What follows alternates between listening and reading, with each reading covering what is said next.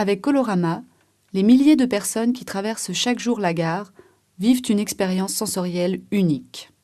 L'objectif de Kodak est clair: saisir le visiteur, le submerger par l'image, lui faire vivre l'instant Kodak.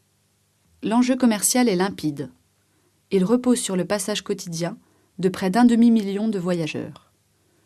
En louant cet incroyable espace publicitaire pour 500 000 $ l'année, Kodak veut promouvoir ses nouveaux produits, surtout la pellicule couleur, marchandise très rentable qui ne représente alors que 2% de son chiffre d'affaires.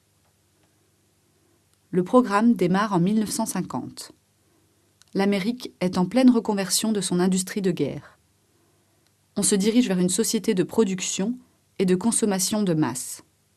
Les temps sombres et sinistres de la guerre doivent faire place à un monde d'opulence en couleur.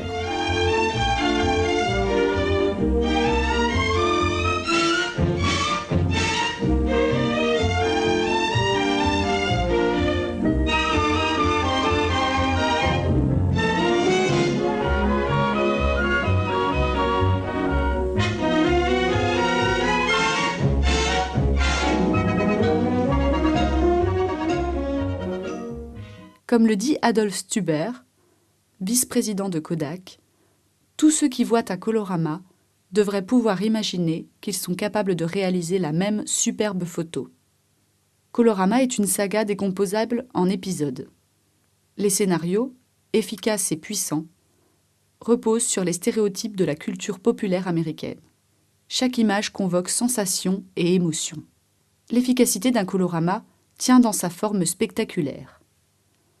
Cette publicité, qui ne s'avoue pas en tant que telle, expérimente les techniques nouvelles du marketing. Les images répètent sans fin toujours le même propos. L'entreprise et le consommateur partagent une culture et adhèrent à un modèle commun. Par l'acte de regarder, le spectateur passe un accord tacite avec l'entreprise. À l'offre de l'image du bonheur correspond l'acquisition d'un appareil. Le Colorama est une image panoramique. Il remplit son étendue de personnages, d'objets et de produits. Paquets cadeaux, meubles, fournitures, l'image est submergée par tous les biens dont l'industrie américaine souhaite inonder le marché. Le rythme des saisons, le calendrier des fêtes, les sujets récurrents sont intimement liés à l'acte de consommation. Rien ne change, seuls les produits se modernisent. Devant cette image, le nouveau consommateur de masse rêve et convoite. C'est à lui qu'est destinée la communication de Kodak. Après la Seconde Guerre mondiale, les États-Unis disposent d'une économie florissante, fondée sur la diffusion de masse des produits de consommation. Mais la société a changé, et le consommateur aussi. Kodak établit donc sa nouvelle stratégie de vente avec John Walter Thompson. Ce cabinet de publicité a systématiquement recours aux tests et aux enquêtes auprès des consommateurs.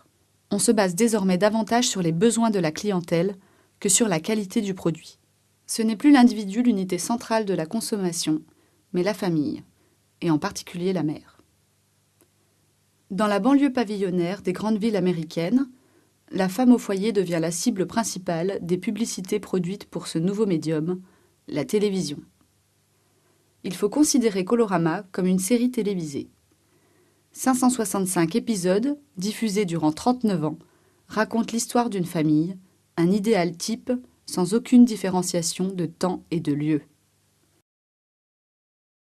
La famille, la nation américaine et la nature sont des thèmes toujours ressassés.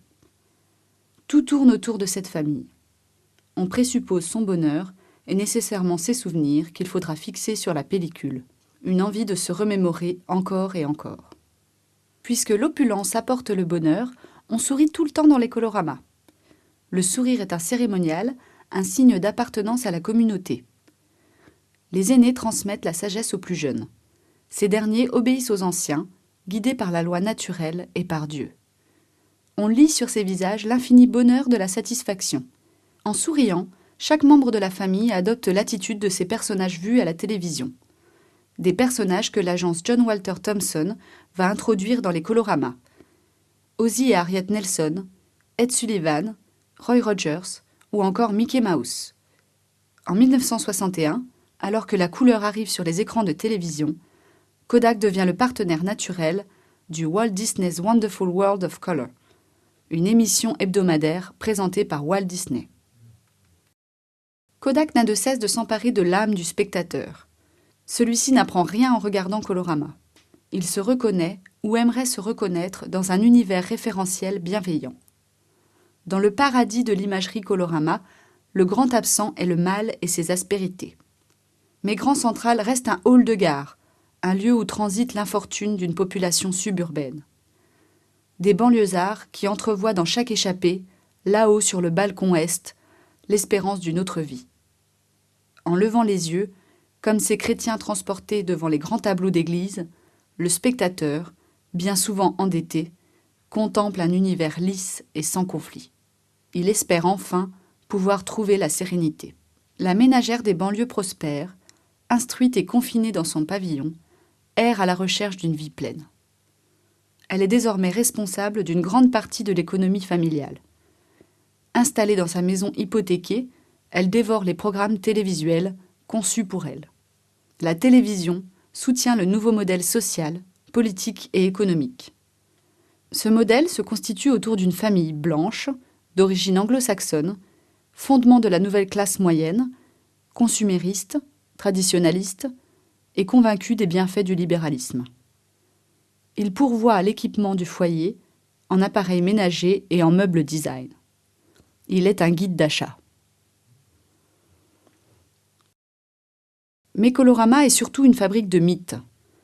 L'Amérique des années 50 célèbre ce qu'elle commence à détruire, la vie champêtre et la beauté de la nature. Elle fabrique une vision bucolique de paysages sauvages et idéalisés. Ici, tout se veut grand. On exalte la nature, les grands espaces de la conquête. La solitude au milieu de Grand Central s'évanouit face à une nature accueillante et vierge de toute faute. Pour ceux qui savent la travailler, cette terre est généreuse. L'opulence récompense la vertu et le travail. Toutes ces qualités qui ont fait le peuple américain. Les fêtes annuelles qui jalonnent l'univers social, Halloween, Thanksgiving, le Memorial Day et l'anniversaire de l'indépendance, reviennent régulièrement. Peu importe que cette communauté soit imaginaire, elle scande les valeurs de l'identité nationale. Ce peuple divisé, né de l'immigration, ne peut se rattacher qu'à un nationalisme matériel et à quelques mythes fondateurs. À la longue, on ne perçoit plus dans ces images qu'un recueil de stéréotypes. Que reste-t-il de cet excès coloré ? Un spectacle publicitaire qui n'aime pas le hasard. Tout ce que l'on voit est contrôlé et pesé. On est très loin de l'Amérique telle qu'elle est. Il faut attendre 1969 pour voir apparaître les premiers modèles noirs. Les Amérindiens sont relégués à des rôles de figurants. Les cols bleus se cachent dans leurs banlieues ouvrières. Avec ses ciels bleu Kodak, ses neiges trop blanches, ses gazons trop verts et ses clôtures trop bien agencées, Colorama relate une histoire sociale dont elle tait la nature. Regarder et admirer Colorama, c'était lui reconnaître une pertinence qui fait corps avec les certitudes de la démocratie américaine et sa croyance mystique en la réussite individuelle.